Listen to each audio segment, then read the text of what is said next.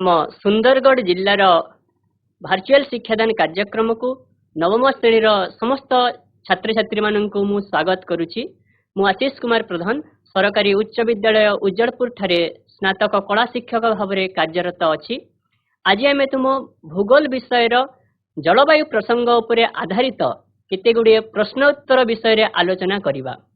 आमर यही प्रश्नोत्तर कार्यक्रम को आगे नेबा पई चलो आम स्मार्ट बोर्ड आड़ को अग्रसर हेबा। प्रिय छात्र छात्रीगण, तुमे माने निश्चित भाव में जानिथिबो परीक्षा रे तुम मानक पई तीन प्रकार प्रश्न आसी थाए। गोटे होची दीर्घ उत्तरमूलक प्रश्न, द्वितीयटी होची संक्षिप्त उत्तरमूलक प्रश्न एवं तृतीयटी होची बहु विकल्प उत्तरमूलक प्रश्न। तो जलवायु प्रसंग उपरे आधारित ए तीन प्रकार प्रश्न विषय रे चलो आमे पर्यायक्रमे गोटे पर गोटे आलोचना करिबा। प्रथमे आमे देखिबा दीर्घ उत्तरमूलक प्रश्नोत्तर विषय रे। तो जेतेबेले तुम मानक पई परीक्षा रे दीर्घ उत्तरमूलक प्रश्नोत्तर पड़ी थाए तो सही समय रे तुमे कोन करिवो, दीर्घ उत्तरमूलक प्रश्नर उत्तर लिखिबा पई तुमे माने 4टी किंबा 5टी वाक्य रे लिखिबो। दीर्घ उत्तरमूलक प्रश्नर मार्क 4 मार्क विशिष्ट होई थाए एवं ए दीर्घ उत्तरमूलक प्रश्नर उत्तर तुमे 4टी किंबा 5टी वाक्य रे लिखिबो एवं विशेष भाव में पॉइंट वाइज ए दीर्घ उत्तरमूलक प्रश्नर उत्तर लिखिबो, जा द्वारा तुमे माने संपूर्ण भाव में फुल मार्क पाइबो। तो तुम मानक पई रहिछि प्रथम दीर्घ उत्तरमूलक प्रश्नोत्तर। प्रथम प्रश्न होउछि जलवायुर नियामक गुड़िक उपरे संक्षिप्त टिप्पणी दियो। तो तुम मानक पई रहिछि प्रथम दीर्घ उत्तरमूलक प्रश्न जलवायुर नियामक गुड़िक उपरे संक्षिप्त टिप्पणी दियो। तो वर्तमान में जलवायुर नियामक गुड़िक उपरे आमे आलोचना करिबा। तो तुम माने जानिथिबो जे सब उपादान गुड़िक जलवायु को प्रभावित करिथांती, जे सब उपादान गुड़िक द्वारा जलवायु निर्भर करिथाए ताकू कहाए जलवायुर नियामक। तो ए जलवायुर नियामक गुड़िक उपरे आमे विशद भाव में आलोचना करिबा। तो प्रथम पॉइंट आमे लिखिबा अक्षांश। जलवायुर गोटे नियामक होची अक्षांश। अक्षांश अनुसार विषुव रेखा ठारो उत्तर मेरु एवं दक्षिण मेरु आड़कू सौराभी ताप क्रमशः ह्रास पाई थाए। तो अक्षांश अनुसार कोन होई थाए, हमर जो विषुव रेखा रही एठी तुमे विषुव रेखा देखि पारुथिबो। ए चित्र रे हमर मझी अंश रे रही पृथ्वीर मझी अंश रे विषुव रेखा रही। तो ए विषुव रेखा को आमे 0 डिग्री अक्षांश बोली कहि थाउ। एहार ऊपर को अक्षांशर परिमाण क्रमे क्रमे बढ़ी बढ़ी जाई थाए। तो विषुव रेखा ठारू हमर उत्तर मेरु आड़कू एटे विषुव रेखा ठारू ए उत्तर मेरु आड़कू कोन होई थाए, सौराभिताप क्रमशः ह्रास पाई थाए। या सहित विषुव रेखा ठारू दक्षिण मेरु आड़कू मध्य सूर्यंकर किरण ह्रास पाई थाए। सौराभिताप अर्थात सौर रश्मि ग्रहण करिवार क्षमता को कहा जाय सौराभिताप। तो विषुव रेखा ठारू हमर उत्तर मेरु एवं दक्षिण मेरु आड़कू सौराभिताप क्रमशः कमी कमी जाय थाए। तो यार फल स्वरूप कोन होई थाए, विषुव रेखा ठारू उत्तर मेरु एवं दक्षिण मेरु आड़कू उत्ताप रो परिमाण मध्य ह्रास पाई थाए। जेहेतु विषुव रेखा ठारू उत्तर मेरु एवं दक्षिण मेरु आड़कू सौराभिताप कमी कमी जाय थाए। तो आमे कहि परिबा जे विषुव रेखा ठारू उत्तर मेरु एवं दक्षिण मेरु आड़कू क्रमशः गरम रो परिमाण उत्ताप रो परिमाण मध्य कमी कमी जाय थाए। तो आमे जानि परिबा जे विषुव रेखा ठारे प्रबल गरम अनुभूत हेउतबा बेले उत्तर मेरु एवं दक्षिण मेरु ठारे प्रबल ठंडा अनुभूत होई थाए। तो जलवायुर गोटी नियामक होउची अक्षांश। तो जलवायुर द्वितीय नियामकटी होउची हमर उच्चता। तो समुद्र पतन ठारू उच्चता अनुसार तापमात्रा ह्रास पाई थाए। हमर जो समुद्र पतन रहिची ता ठारू अधिक उच्च जगह रे जो सब अंचल गुड़िक रहिची सेई ठारे तापमात्रा ह्रास पाई थाए। ग्रीष्म ऋतु रे पर्वत उपरे ठंडा अनुभूत होई थाए। तो ग्रीष्म ऋतुर पर्वतर उपरी भाग रे ठंडा देखा जाय थाए। आमे जानिछु जे समुद्र पतन ठारू उच्चरे थिबा स्थान गुडी करे तापमात्रा ह्रास पाई थाए। समुद्र पतन रो उच्चरे थिबा स्थान गुडी करे अर्थात ठंडा परिवेश सेठारे रही थाए। तो तृतीय नियामक एठारे रहिछि मृत्तिका। गाढ़ रंगर मृत्तिका सूर्य ताप को शीघ्र ग्रहण करि थाए। तुमे माने जानिथिबो जे गाढ़ रंगर मृत्तिका सूर्य ताप को शीघ्र ग्रहण करि थाए। एहार उदाहरण आमे नै परिबा कला माटी एवं लाल माटी। तेणु कला माटी एवं लाल माटी थिबा स्थान गुड़िक दिन बेले कौन हुए अधिक उत्ताप अनुभूत होता है। कला माटी एवं लाल माटी सूर्य ताप को शीघ्र ग्रहण करिथांती। तेणु कला माटी एवं लाल माटी थिबा स्थान गुड़िक ए लाल माटी एवं कला माटी थिबा स्थान गुड़िकरे कोन होइथाय अधिक उत्ताप अनुभूत होइथाय अर्थात सेठारे अधिक गरम अनुभूत होइथाय। तो आमे अक्षांश उच्चता एवं वृत्तिका ए सब नियामक गुड़िक उपरे आमे जानिले। तो आ गोटे नियामक होउची हमर अरण्य। तो जे सब अंचल रे अधिक अरण्य थांती सेही सब स्थान गुड़िकरे वायुमंडलर आर्द्रता वृद्धि पाई थाए। अरण्य थिबा जोगु कोन होइथाय वायुमंडलर आमर आर्द्रता वृद्धि पाई थाए। उद्भिद वायुर उत्ताप को परिमित करिथाए। जे सब अंचल रे अधिक उद्भिद गछलता थांती सेही सब अंचल रे वायुर उत्ताप को सेमाने नियंत्रित करिथांती। अर्थात अरण्य थिबा जोगु कोन होइथाय वायुमंडलर आर्द्रता मध्य वृद्धि पाई थाए। परवर्ती नियामक होउची वृष्टिपात। तो हमें जानिबा जे वृष्टि बहुल अंचल रे आर्द्र जलवायु देखा जाए एवं वृष्टि विरल अंचल रे शुष्क जलवायु देखा जाए। जोठारे अधिक वृष्टिपात होइथाय सेठारे जलवायु कोन रहते आर्द्र रहिथाय ओदा रहिथाय। सेठारे अधिक वृष्टिपात होइथाय तेनु निश्चित भाबरे सेठारे जलवायु आर्द्र रहिबो एवं जोठारे कम वर्षा होइथाय अर्थात वृष्टि बहुल अंचल रे शुष्क जलवायु देखा जाइथाय। तो ए सब होउची हमर जलवायुर विभिन्न नियामक गुड़िक। एमिति पॉइंट वाइज आमे प्रश्न गुड़िकर उत्तर लिखिबा जा द्वारा आमे संपूर्ण भाबरे फुल मार्क पाइबा। तो एठारे आमे 5टी नियामक विषय उल्लेख करे। तो तुम बही रे जलवायुर 10टी नियामक विषय रे लिखा जायछि। जलवायुर जो 10टी नियामक रहिछि सेगुड़िक मध्यरे रहिछि हमर अक्षांश उच्चता समुद्र ठारू निकटवर्तीता वायु प्रवाहर दिग मृत्तिका अरण्य सामुद्रिक स्रोत वृष्टिपात पर्वतर अवस्थिति एवं भूमिर ढालू ए सब 10 गोटी नियामक जलवायुर रहिछि। तो तुम मानक पई जबले परीक्षा रे प्रश्न पड़िबो तुम माने केवल दीर्घ उत्तरमूलक प्रश्न पई केवल 4 गोटी किंबा 5 गोटी जलवायुर नियामक विषय रे उल्लेख करिवो। ए 10 गोटी नियामक विषय रे उल्लेख करिवार आवश्यकता नहीं। ए 10 गोटी नियामक मध्यरु केवल 4टी किंबा 5टी जलवायुर नियामक गुड़िक उपरे तुमे लिखिबो। तो तुम मानक पई रहिछि द्वितीय दीर्घ उत्तरमूलक प्रश्न। तो द्वितीय प्रश्नटी होउछि मौसमी जलवायु किपरि जनजीवन को प्रभावित करूछि उदाहरण सह लेख। हमर मौसमी जलवायु किपरि जनजीवन को प्रभावित करूछि से विषय रे तुमे उदाहरण सह लिखिबो। भारत रे जो मौसमी जलवायु अनुभूत होइथाय भारतीय जनजीवन एहा सहित भारतीय अर्थनैतिक कार्यक्रम को मध्य गभीर भावे प्रभावित करिछि। आमे जानिछु जे भारत रे मौसमी जलवायु प्रभावित होइथाय एवं एही मौसमी जलवायु द्वारा भारतीय जनजीवन एवं भारतर अर्थनैतिक कार्यक्रम मध्य गभीर भावे प्रभावित होइथाय। जेपरि कि आमे एठारे उदाहरण देई परिबा गृहर गठन प्रणाली। हमर एठारे आमे उदाहरण रे आमे लिखि परिबा गृहर गठन प्रणाली। तो आमे आलोचना करुथिले मौसमी जलवायु किपरि जनजीवन को प्रभावित करिथाय। तो भारत रे आमे जानिछि जे मौसमी जलवायु अनुभूत होइथाय। तो भारतीय प्रभावित मौसमी जलवायु भारतर जनजीवन एवं अर्थनैतिक कार्यक्रम को गभीर भावे प्रभावित करिथाय। जेपरि कि गृहर गठन प्रणाली एठारे आमे लिखि परिबा गृहर गठन प्रणाली। गृहर गठन प्रणाली। द्वितीय रे रहिछि वस्त्र परिधान एवं तृतीय रे रहिछि खाद्य एवं पानीय इत्यादि। तो ए सब विषय रे आमे उल्लेख करिबा। प्रथमे रहिछि हमर गृहर गठन प्रणाली। राजस्थान रे स्वल्प वृष्टिपात जगु घर गुड़िकर छात समतल होइथाय। तो राजस्थान रे कम वर्षा होइथाय सेति पई सेठारे घर गुड़िकर छात किपरि होइथाय समतल होइथाय। मात्र केरल रे अत्यधिक वृष्टिपात होइथाय सेति पई केरल रे घर गुड़िकर छात कोन होइथाय गणाणिया होइथाय। राजस्थान रे कम वर्षा होइथाय तेनु सेठारे घर गुड़िकर छात कोन होइथाय समतल होइथाय। अन्य पक्षरे केरल रे अधिक परिमाण रे वर्षा होइथाय सेति पई केरल रे जे घर गुड़िक रहिथाय सेई घर गुड़िकर छात कोन होइथाय गणाणिया होइथाय।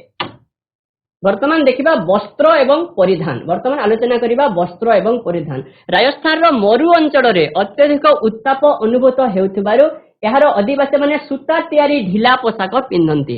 राजस्थान रो मरुभूमि अंचल रे अधिक गरम होइथाय उत्ताप होइथाय तेनु सेठाके आदिवासी माने कोन सूतारे तैयारी ढिला पोशाक परिधान करंती।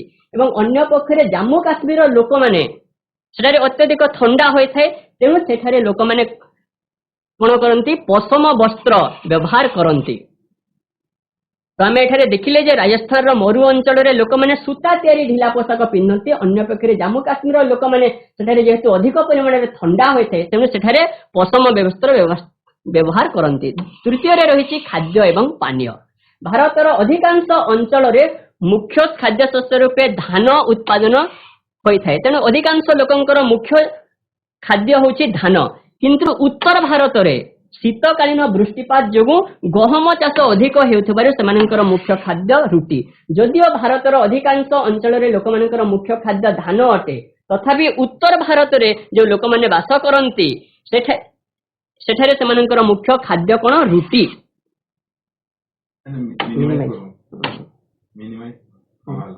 वर्तमान तुम मानक पई रही तृतीय दीर्घ उत्तर मूलक प्रश्न।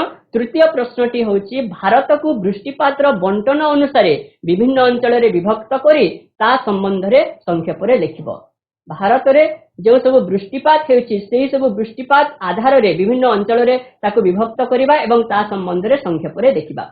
भारत रे वृष्टिपातर परिमाण को नै देश को 3 गोटी अंचल रे विभक्त करा जायछि। भारत रे वृष्टिपात को लेकिन 3 गोटी अंचल रे आमे एहाकू विभक्त करि परिबा। गोटे होची वृष्टि बहुल अंचल, गोटे होची कोन वृष्टि बहुल अंचल, गोटे होची वृष्टि बहुल अंचल। भारतर हाराहारी 200 सेंटीमीटर रु अधिक वृष्टिपात हेउथिबा अंचल एही श्रेणी रे अंतर्भुक्त। जे अंचल रे 200 सेंटीमीटर रु अधिक वृष्टिपात होइथाय ताकू कहा जाय वृष्टि बहुल अंचल। आमे एठारे लक्ष्य करि परिबा जे वृष्टि बहुल अंचल मध्य रही पश्चिम घाट पर्वतमालार पश्चिम पार्श्व, आसाम, दक्षिण मेघालय, अरुणाचल प्रदेश, मणिपुर, त्रिपुरा, नागालैंड ए सब राज्य गुड़िक वृष्टि बहुल अंचल भाव में परिगणित। विशेष भाव में आमर भारतर पूर्व जो राज्य गुड़िक अच्छी से राज्य गुड़िक वृष्टि बहुल अंचल भाव में परिगणित। यही भारतर उत्तर पूर्व राज्य गुड़िक मध्य जो राज्य गुड़िक मध्य रही आसाम, मेघालय, अरुणाचल प्रदेश, मणिपुर, त्रिपुरा ए सब राज्य गुड़िक अंचल गुड़िक आमर वृष्टि बहुल अंचल भाव में परिगणित अटे। तो एठारे तुम मैंने मानचित्र में देखि पारुथबो जे आमर आसाम, मेघालय, मणिपुर, त्रिपुरा ए सब अंचल गुड़िक वृष्टि बहुल अंचल भाव में परिगणित अटे। तो द्वितीय रही मध्यम वृष्टिपात अंचल। बहुल वृष्टिपात अंचल पर आमे आलोचना करिबा मध्यम वृष्टिपात अंचल विषय रे। तो भारत रे जो सब अंचल गुड़िक 100 सेंटीमीटर रु 200 सेंटीमीटर मध्य वृष्टिपात होता है ताहाको कहा जाए मध्यम वृष्टिपात अंचल। जो सब अंचल गुड़िक वृष्टिपातर परिमाण 100 सेंटीमीटर रु 200 सेंटीमीटर मध्य रही है ताकू कहा जाए मध्यम वृष्टिपात अंचल। ए मध्यम वृष्टिपात अंचल मध्य रही तमिलनाडु उपकूल, ओडिशा, पश्चिम बंग, छत्तीसगढ़, बिहार, आंध्र प्रदेश, हिमालय पाददेशर अंचल यही सब मध्यम वृष्टिपात अंचल भाव में परिगणित। तो आमर ओडिशा, पश्चिम बंग, छत्तीसगढ़, बिहार ए सब अंचल गुड़िक मध्यम वृष्टिपात अंचल अटंती। तो तृतीय रही स्वल्प वृष्टिपात अंचल। जो अंचल रे वृष्टिपातर परिमाण 100 सेंटीमीटर रु कम ताकू कहा जाए विरल बा स्वल्प वृष्टिपात अंचल। जो स्थान वृष्टिपात परिमाण 100 सेंटीमीटर रु कम होता है ताकू कहा जाए वृष्टि विरल बा स्वल्प वृष्टिपात अंचल। तो यही स्वल्प वृष्टिपात अंचल मध्य रही आमर राजस्थान, पंजाब, हरियाणा, पश्चिम बंग, दक्षिण पश्चिम, उत्तर प्रदेश, मध्य प्रदेश एवं दाक्षिणात्य मालभूमि अधिकांश यही अंचल अंतर्भुक्त अटंती। आम जानिछु राजस्थान रे बहु परिमाण रे मरुभूमि रही आमर पंजाब, हरियाणा एठारे कम वर्षा होता है तेणु यही सब अंचल गुड़िक स्वल्प वृष्टिपात अंचल भाव में परिगणित।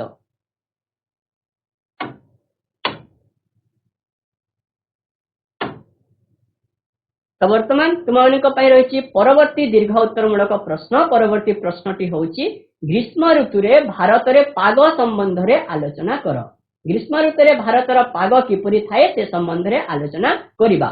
तो प्रथम पॉइंट तुम रही जे मार्च मास शेष बेलू सूर्यंकर उत्तरायण आपातन गति आरंभ हुए।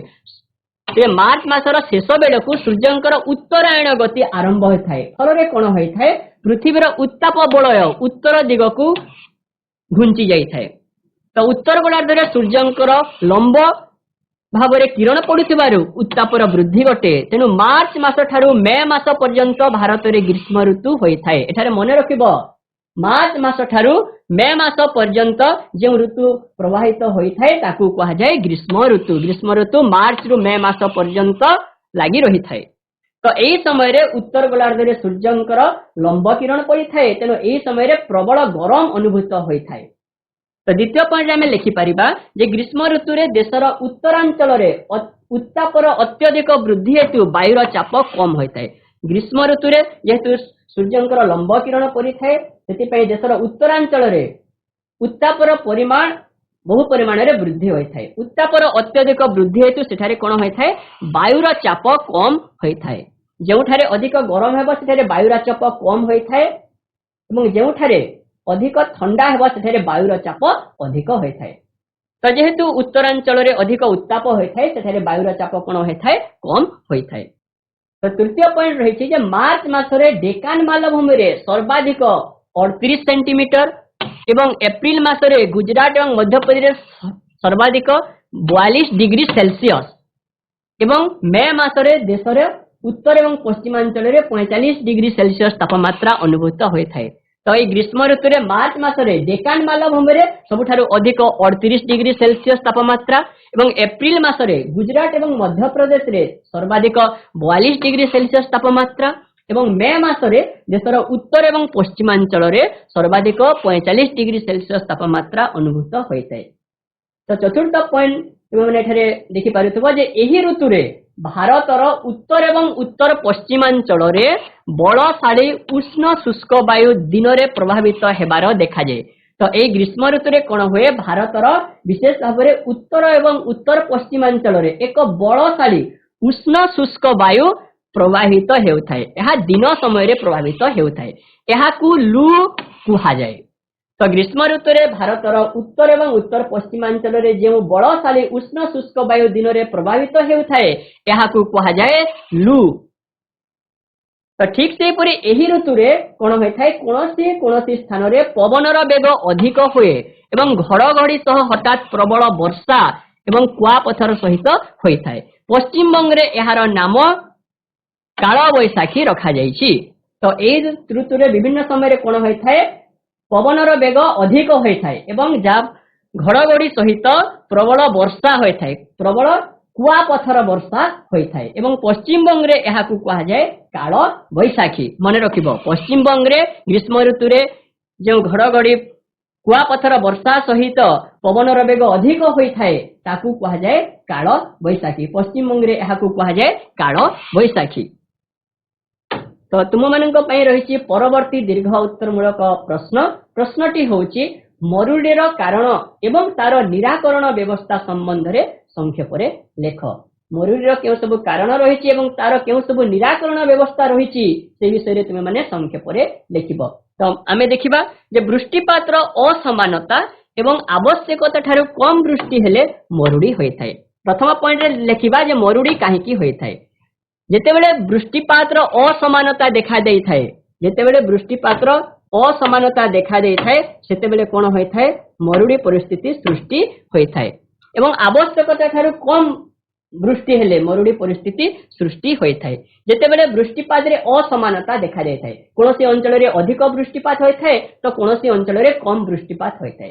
तो जे सब अंचल गुडी करे कम वृष्टिपात होय थाए से सब अंचल गुड़िक मरुडी परिस्थिति देखा देता है। तो आम लिखिपर जे वृष्टिपातर असमानता एवं आवश्यक कम वृष्टि हेले मरुडी परिस्थिति एठारे सृष्टि होता है। तो द्वितीय यार निराकरण व्यवस्था विषय आम मैंने आलोचना करवा। जदि आम यार निराकरण व्यवस्था विषय देखा तेरे मरुडीर निराकरण बड़का जल विशिष्ट नदी उपत्यकारु जलाभाव विशिष्ट नदी उपत्यका को जलर परिवहन करने दरकार। तो मरुडीर गोटे निराकरण व्यवस्था होची जे बड़का जल विशिष्ट नदी उपत्यकारु जलाभाव विशिष्ट नदी उपत्यका जल परिवहन करने दरकार। जो नदी उपत्यकार बड़का जल रही से नदी उपत्यकारु बड़का जल जल एवं जो नदी उपत्यकार जलाभाव रही से जलाभाव थिबा नदी उपत्यका को बड़का जल विशिष्ट नदी उपत्यकारु जल परिवहन करने दरकार। तो परवर्ती निराकरण व्यवस्था मध्य आम लिखिपर केते गुड़े दीर्घकालीन मरुडी प्रतिकारिक व्यवस्था एवं केते गुड़े स्वल्पकालीन मरुड़ी प्रतिकार व्यवस्था। तो वर्तमान मरुड़ी केते गुडे स्वल्पकालीन मरुड़ी प्रतिकार व्यवस्था एवं दीर्घकालीन मरुड़ी प्रतिकार व्यवस्था विषय आम एठारे उल्लेख करि परिबा। तो गोष्ठीगत भावे जल विभाजिका कार्यक्रम रे पुनः वनीकरण रोपित वृक्षर जत्न नेबा निज घरे एवं विभिन्न अनुष्ठान रे जल अमल प्रकल्प कार्यकारी करिबा प्राणी पंचायत मान गठन करिबा इत्यादि होची मरुड़ी जनित समस्यार मुकाबिला करिबा पई केतेगुडे दीर्घकालीन मरुड़ी प्रतिकार व्यवस्था। ए दीर्घकालीन मरुड़ी कालीन प्रतिकार व्यवस्था अधिक समय आवश्यक करिथाय। तो दीर्घकालीन मरुड़ी प्रतिकार व्यवस्था मध्य रहिछि हमर पुनः वनीकरण रोपित वृक्षर जत्न नेबा निज घरे विभिन्न अनुष्ठान रे जल अमल प्रकल्प कार्यकारी करिबा या सहित पानी पंचायत मान गठन करिबा हेउछि दीर्घकालीन मरुड़ी प्रतिकार व्यवस्था। एवं परवर्ती पॉइंट आमे स्वल्पकालीन मरुड़ी प्रतिकार व्यवस्था विषय उल्लेख करि परिबा। स्वल्पकालीन मरुड़ी प्रतिकार व्यवस्था मध्य रहिछि अल्प जल आवश्यकता करुथिबा कृषि कार्य मरुड़ी सही पारुथिबा शस्यर बिहन व्यवहार बीमा योजना या सहित व्यवहृत जलर पुनः व्यवहार करिबा एक फसल एवं मिश्रित चाष को प्रोत्साहन करिबा ये सब होछि हमर स्वल्पकालीन मरुड़ी प्रतिकार व्यवस्था।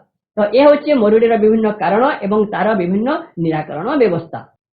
तो वर्तमान आमे केते गुडे संक्षिप्त उत्तरमूलक प्रश्न विषय आलोचना करिबा। ए संक्षिप्त उत्तरमूलक प्रश्न विशेष भाव में 2 किंबा 3 मार्क विशिष्ट होइथाय। विशेष भाव में पार्थक्य दर्शाओ कारण दर्शाओ संक्षिप्त टिप्पणी लेख गोटे शब्दर अर्थ कोन गोटे शब्दर अर्थ बुझाए ए सब विषय रे ए संक्षिप्त उत्तरमूलक प्रश्न रे तुमरा पड़ी थाए। तो प्रथमे देखिबा केते गुडे पार्थक्य दर्शाओ संबंधित प्रश्न। तो पार्थक्य दर्शाई रे रहिछि पाग एवं जलवायु। पाग एवं जलवायु मध्य यदि पार्थक्य दर्शाओ बोली तुमरे परीक्षा रे प्रश्न आसे तो एहार उत्तर तुमने किबडी लिखिबो लक्ष्य करो। तो प्रथमे गोटे पटे पाग लिखिबा अन्य पटे जलवायु संबंध रे केते गुडे उक्ति आमे प्रदान करिबा। तो प्रथम पॉइंट होछि कोनोसी निर्दिष्ट स्थानर निर्दिष्ट समयर वायुमंडलर अवस्था को पाग कुहा जाय। कोनोसी गोटे निर्दिष्ट स्थान रे निर्दिष्ट समयर वायुमंडलर अवस्था को पाग कुहा जाय। कोनोसी गोटे निर्दिष्ट समय रे गोटे स्थान रे जो सब वायुमंडलर अवस्था थाए ताकू कुहा जाय पाग। अर्थात आमे कहि थाउ खरा पाग वर्षा पाग शीतुआ पाग। तो अन्य पक्ष रे कोनोसी विस्तृत अंचलर दीर्घ समयर प्राय पाखापाखी 35 वर्षर पाणीपागर हाराहारी अवस्था को जलवायु कुहा जाय। गोटे स्थान निर्दिष्ट समय वायुमंडल अवस्था को पाग कुहा जाउथिला बेले कोनोसी गोटे विस्तृत अंचलर एहा गोटे व्यापक अंचलर दीर्घ समयर विशेष भाव में 35 वर्षर पाणीपागर हाराहारी अवस्था को जलवायु कुहा जाय। तो जलवायु गोटे व्यापक अंचलर दीर्घ समयर वायुमंडलर अवस्था को बुझाए। अन्य पक्षरे पाग गोटे निर्दिष्ट स्थानर निर्दिष्ट समयर वायुमंडलर अवस्था को पाग कुहा जाय। तो आमे पागर उदाहरण नहीं पारिबा खरा पाग वर्षा पाग शीतुआ पाग एवं जलवायु कहले आमे कहिबा मौसमी जलवायु। तो एठारे तुमे लक्ष्य करि पारिथबो जे पाग विषय कहले आमे कहिताउ जे आजिर पाग केमिति अछि आजिर जलवायु केमिति अछि एहा आमे कहिनाथौ आमे कहिताउ आजिर पाग केमिति अछि। तो जलवायु गोटे विस्तृत अंचल दीर्घ समयर बहु वर्ष धरी से स्थान रे थिबा वायुमंडलर अवस्था को कहा जाय जलवायु एवं गोटे स्थानर निर्दिष्ट समय वायुमंडलर अवस्था को कहा जाय पाग। तो द्वितीय पॉइंट रे आमे लिखि परिबा जे गोटे स्थान रे पाग सब बेले स्थिर न थाए। गोटे स्थान रे पाग सब बेले स्थिर न थाए पाग सब बेले परिवर्तन होई थाए। तो अन्य समय रे जलवायु शीघ्र बदले नाही। अनेक वर्ष धरी गोटिक अंचल रे गोटे प्रकार जलवायु देखा जाय। गोटे स्थान रे पाग सब बेले परिवर्तनशील हेउथिबा बेले जलवायु परिवर्तनशील होय नाही एहा शीघ्र बदले नाही। गोटे अंचल रे गोटे प्रकार जलवायु देखा देथाय। तो ए बोली विभिन्न पॉइंट वाइज दुईटी पॉइंट द्वारा आमे पाग एवं जलवायु पार्थक्य दर्शाए इछे। तो प्रथमे देखिबा आउ गोटे पार्थक्य दर्शाओ संबंधित आउ गोटे प्रश्न। तो वर्तमान महादेशीय जलवायु एवं समभापन्न जलवायु मध्य आमे माने पार्थक्य निरूपण करिबा। प्रथमे देखिबा महादेशीय जलवायु समुद्र ठारू दूर रे अवस्थित थिबा स्थान गुडीकर जलवायु उपरे सामुद्रिक पवन बा स्रोत कौन नियंत्रण न थाए। जो स्थान गुड़िक समुद्र दूर अवस्थित से स्थान गुड़िक आमर जलवायु उपरे सामुद्रिक स्रोतर प्रभाव रही न थाए। फल से स्थान गुड़िक महादेशीय जलवायु देखा दे थाए। तो समुद्र ठारू दूर स्थान गुड़िक महादेशीय जलवायु देखा दे थाए। अन्य पक्षरे सामुद्रिक स्रोत द्वारा जलवायु नियंत्रित होता है। तेणु उपकूलवर्ती अंचल समभापन्न नातिशीतोष्ण जलवायु देखा दे थाए। तो महादेशीय जलवायु समुद्र ठारू दूर स्थान गुड़िक देखा दे थाए एवं समभापन्न जलवायु समुद्र उपकूलवर्ती स्थान गुड़िक देखा दे थाए। तो महादेशीय जलवायु कौन रही अंचल मानकरे ग्रीष्म ऋतु एवं शीत ऋतु एवं दिन राति मध्य तापमात्रा तारतम्य अधिक थाए। महादेशीय जलवायु थिबा अंचल गुड़िक ग्रीष्म ऋतु एवं शीत ऋतु एवं दिन राति मध्य तापमात्रा तारतम्य कोण एठारे अधिक थाए। अन्य पक्षरे समभापन्न जलवायु थिबा अंचल गुड़िक ग्रीष्म दिने अधिक गरम अनुभूत हुए नहीं कि शीत दिने अधिक शीत जना पड़े नहीं। तो महादेशीय जलवायु गुड़िक ग्रीष्म ऋतु प्रबल गरम अनुभूत होता है एवं शीत ऋतु ठंडा अनुभव होता है। किंतु समभापन्न जलवायु थिबा अंचल गुड़िक ग्रीष्म ऋतु गरम अनुभूत हुए नहीं कि शीत ऋतु मध्य अधिक शीत सेठारे अनुभूत हुए नहीं। तो ये थिला महादेशीय जलवायु एवं समभापन्न जलवायु मध्य पार्थक्य।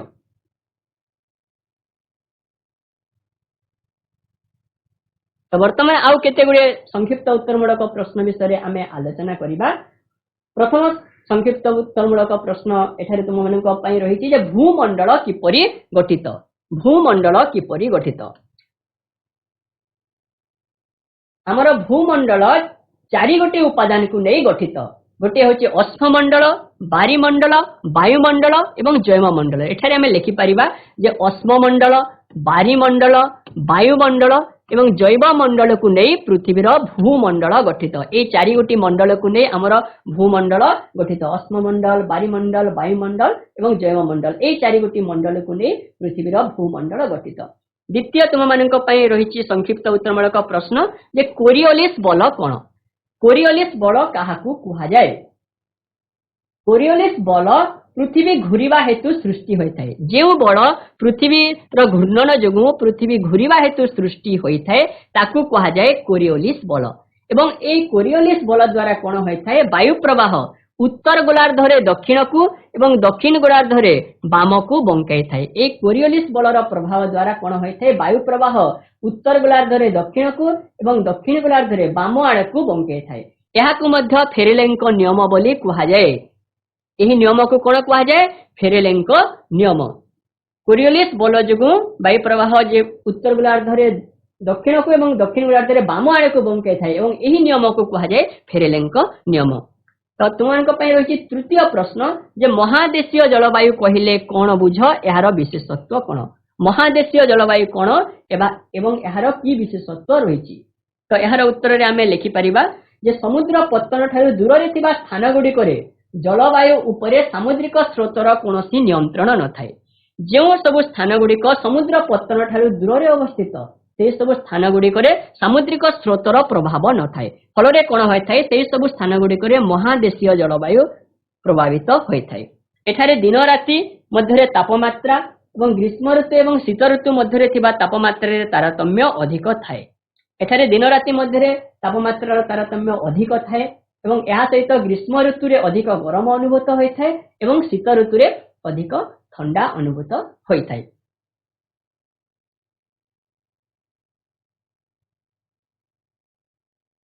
तो तुम मानक रही परवर्ती प्रश्न मौसमे कहले कौन बुझ यार एपरी नामकरण काहींकी होईची। मौसमे कहले कौन बुझ यार एपरी नामकरण काहींकी होईची। तमे एठारे लिखि परिबा जे मौसमी शब्दटी आरब देशर मौसम शब्दरु आसुची। मौसमी शब्दटी जो देशर उत्पत्ति लाभ करिची से देशर ना होची आरब। मौसमी शब्दटी आरब देशर मौसम शब्दरु आसीची। ए मौसमी शब्दटी मौसम शब्दरु उत्पत्ति लाभ करिची एवं यह आरब देशरु ए मौसमी शब्दटी आसीची। मौसमी शब्दर अर्थ होची मझी ऋतुकालीन वायु प्रवाह। जार अर्थ होची मझी ऋतुकालीन वायु प्रवाह। यह वर्षर केतेक मासरे दिग परिवर्तन करी विपरीत दिगरु प्रभावित होइथाय। ଏହା ହେଉଛି गोटे ऋतुकालीन वायु प्रवाह। मौसमी ହେଉଛି गोटे ऋतुकालीन वायु प्रवाह। तो आरब देशर नाविक माने वायु प्रवाहर दिग उपरे निर्भर करी सेमानकर बोईत चालना करुथिले। आरब देशर नाविक माने कोन करुथिले? वायु प्रवाहर दिग को आधार करी सेमाने सेमानकर बोईत चालना, डंगा चालना, नौका चालना करुथिले। विपरीत दिगरु प्रभावित मौसमी वायु सेमानंकु सहजरे बोईत चलाई फेरिबा समय रे सहायक होउथिला। जेतेबेले सेमाने वाणिज्य करिया पई आसुथिले, वाणिज्य करिया पई विभिन्न देश को जाउथिले एवं प्रत्यावर्तन करुथिले, सेही प्रत्यावर्तन करिबा समय रे सेमानंकु मौसमी वायु विशेष भाबरे सहायक हेउथिला। तेणु सेमाने एहाकु मौसमी वायु भाबरे नावित करिथिले। तो आरब देशर नाविक माने एहाकु सेमाने मौसमी वायु भाबरे नामित करिथिले। तो परवर्ती प्रश्न होची जेट स्ट्रीम कोन? जेट स्ट्रीम काहाकु कुहा जाय?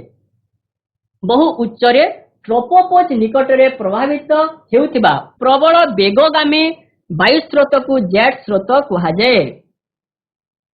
हमर बहु उच्चरे ट्रोपोपॉज निकटरे जो प्रबल वेगगामी वायु स्रोत प्रभावित होइथाय ताकू कुहा जाय जेट स्रोत।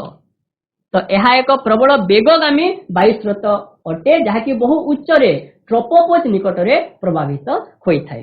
यार प्रस्थ रही है 500 किलोमीटर। जेट स्ट्रीम रो प्रस्थ केते 500 किलोमीटर एवं यार गभीरता 5 रु 8 किलोमीटर। यार गभीरता रही 5 रु 8 किलोमीटर। जेतेबेले जेट स्ट्रीम प्रभावित हेउथाय पवनर वेग घंटा प्रति 350 रु 450 किलोमीटर रही था। एठारे मने रखिबो जेतेबेले जेट स्ट्रीम प्रभावित हेउथाय पवनर वेग केते रही थाए ना 350 रु 450 किलोमीटर मध्यरे पवनर वेग रही थाए। तो प्रिय छात्र छात्रीगण वर्तमान आमे ए प्रसंग उपरे आधारित केते गुडे बहु विकल्प उत्तरमूलक प्रश्नोत्तर विषय रे आलोचना करिबा। तुमମାନଙ୍କ ପାଇଁ प्रत्येक प्रश्नर 4 गोटी संभाव्य उत्तर रहिछि। सठिक उत्तरटिकु तुमने चयन करी एहार उत्तर कहिबो। तुमମାନଙ୍କ ପାଇଁ रहिछि प्रथम प्रश्न होछि पृथ्वीर चारि पाखरे घेरी रहितिबा वायुर आस्तरण को कोन कुहा जाय? अश्ममंडल, वायुमंडल, बारिमंडल, जैवमंडल। पृथ्वीर चारि पाखरे जो वायुर आस्तरण रहिछि ताकू कोन कुहा जाय? अश्ममंडल, वायुमंडल, वायुमंडल। Very good. यार उत्तर होछि वायुमंडल। Very good. पृथ्वीर चारि पाखरे जो वायुर आस्तरण घेरी रहिछि ताकू कुहा जाय वायुमंडल। द्वितीय बहु विकल्प उत्तरमूलक प्रश्न रहिछि कोनोसी स्थानर निर्दिष्ट समयर वायुमंडलर अवस्था को कोन कुहा जाय? पाग कुहा जाय। पाग कुहा जाय। Very good, very good. यार उत्तर होछि पाग। कोनोसी स्थानर निर्दिष्ट समयर वायुमंडलर अवस्था को पाग कुहा जाय। Very good. परवर्ती प्रश्न कोनोसी विस्तृत अंचलर दीर्घ समयर पाणीपागर हाराहारी अवस्था को डैश कुहा जाय? जलवायु कुहा जाय। वेरी गुड, जलवायु। Very good. यार उत्तर होछि जलवायु। परवर्ती प्रश्न कोनोसी स्थानर जलवायु विषय रे जानिबाकू हेले अति कम रे सेही स्थानर डैश वर्षर पाणीपागर अवस्था जानिबा दरकार। 35। केते वर्षर पाणीपागर हाराहारी अवस्था को जलवायु कुहा जाय? 35। Very good, 35। Very good. तुम्हारा उत्तरटी संपूर्ण भाव में ठीक अच्छे। 35 वर्ष होछि यार ठीक उत्तर। Option C is the correct answer. तो परवर्ती प्रश्न मौसमी शब्दटी डैश देशर मौसम शब्दरु आसीछि? अरब। अरब। Very good. यार सठिक उत्तर होछि अरब। मौसमी शब्दटी अरब देशर मौसम शब्दरु आसीछि। परवर्ती प्रश्न ग्रीष्म ऋतु रे राजस्थान मरुभूमि अंचल रे उत्ताप डैश डिग्री सेल्सियस होइथाय? उत्ताप डैश डिग्री सेल्सियस होइथाय? केते? 52 डिग्री सेल्सियस। 52 degree Celsius. 52 भूल उत्तर। बही रे उल्लेख अछि ग्रीष्म ऋतु राजस्थान मरुभूमि अंचल रे 50 डिग्री। यार उत्तर होछि 50 डिग्री। परवर्ती प्रश्न शीत ऋतु रे जम्मू काश्मीर ठारे डैश डिग्री सेल्सियस तापमात्रा अनुभूत होइते? जम्मू काश्मीर ठारे केते डिग्री तापमात्रा अनुभूत होता है जम्मू काश्मीर में प्रबल ठंडा होता है जानिथिबो यार उत्तर केते हेबो 0 -20 -45 -40 टून -20 -45 -40 -20 भूल उत्तर केते हेतिबो कुह यार सठिक उत्तर होची -45 डिग्री सेल्सियस ठीक अछि ठीक से परे अंडमान निकोबर द्वीपपुंज गुड़िक दिन राति मध्य उत्तापर पार्थक्य डैश डिग्री सेल्सियस मध्य रही थाए अंडमान निकोबर द्वीपपुंज दिन राति गुड़िक मध्य उत्तापर पार्थक्य डैश डिग्री सेल्सियस मध्य होई थाए यार सठिक उत्तर होची very good 8 degree Celsius very good तुमनक पई रहिछि हमर परवर्ती प्रश्न जे लादाख रे वृष्टिपातर परिमाण केते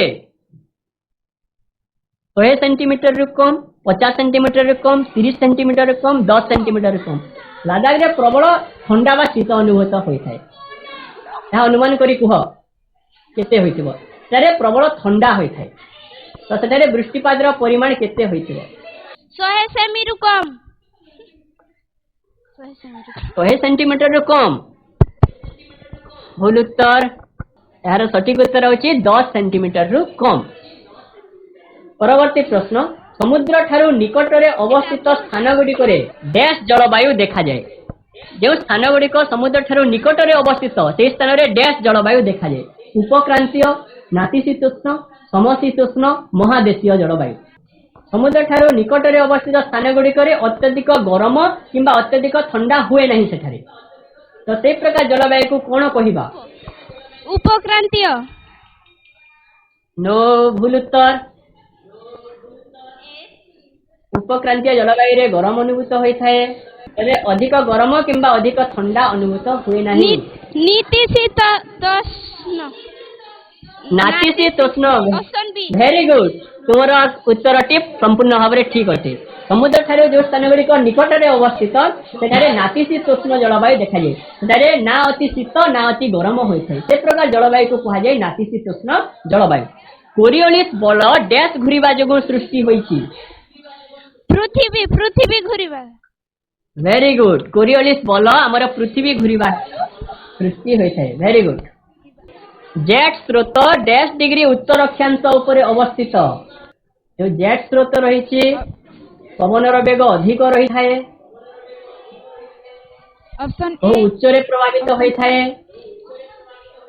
ऑप्शन ए बी भूल उत्तर बी ऑप्शन ए और ऑप्शन बी भूल उत्तर बाकी रहला सी और डी कोटा हेतिबो देखो option C very good option C option C होची यार सठिक उत्तर तो वर्तमान आमे स्तंभ मिलन करिबा क स्तंभ एवं ख स्तंभ रे विभिन्न शब्द गुड़िक रही स्तंभ गुड़िक आमे मिलन करिबा तो प्रथमे रही वायुमंडल क स्तंभ रे थिबा वायुमंडल शब्द सहित ख स्तंभ रे क्यों शब्द सहित संपर्क रही वायुमंडल ख स्तंभ रो क्यों शब्द सहित संपर्क वायु अस्तरण वायुर वायु अस्तरण अस्तरण वायुर अस्तरण वायुर आस्तरण कहुए वायुमंडल वेरी गुड तो द्वितीय रही पाग पाग पाग शब्द सहित कहार संपर्क रही वायुमंडल अवस्था वायुमंडल अवस्था वायुमंडल अवस्था को कहा जाए वायुमंडल अवस्था वेरी गुड तृतीय रही जलवायु जलवायु दीर्घ पाणीपागर अवस्था अवस्था वेरी गुड यह होची दीर्घ पाणीपागर अवस्था तो निहाती भावे अश्ममंडल कौन हम कहल रही भूमंडल तापर रही हमर भूमंडल भूमंडल पृथ्वीर बाह्य आवरण पृथ्वीर बाह्य आवरण भूल उत्तर हमर भूमंडल होची तीन गोटी मंडलर समष्टि हमर जो वायुमंडल बारिमंडल अश्ममंडल रही तीन गोटी मंडलर समष्टि होची भूमंडल निश्चित भाव आ गोटे ऑप्शन बाकी रहला एहा होची पृथ्वीर बाह्य आवरण बाह्य आवरण होची हमर अश्ममंडल।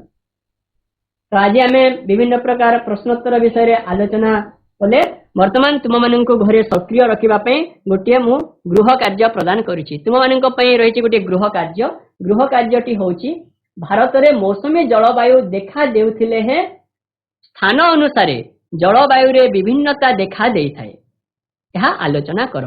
भारत रे मौसमी जलवायु देखा देउथिले हे स्थान अनुसार जलवायु रे विभिन्नता देखा देइथाय या विषय रे तुमे आलोचना करिवो यह विषय रे तुमे माने लिखिबो एवं यार उत्तर तुमे माने तुमर विद्यालय संपृक्त भूगोल शिक्षक को देखाइबो। आशा करुच्ची आज शिक्षादान शिक्षण कार्यक्रमटी सफल होइतिबो। जदि ए जलवायु प्रसंग उपरे आधारित कौन प्रश्नर उत्तर तुमे माने जानिबा पई सक्षम नुह ताहले तुमे माने तुम विद्यालय भूगोल शिक्षक सहित जोगाजोग करी तुमर डाउट बा संशय दूर करिवो। तो नवम श्रेणी समस्त छात्र छात्री माननकु उज्जवल भविष्य कामना करी आज शिक्षादान कार्यक्रम को मुझे समाप्त करुच्ची। धन्यवाद।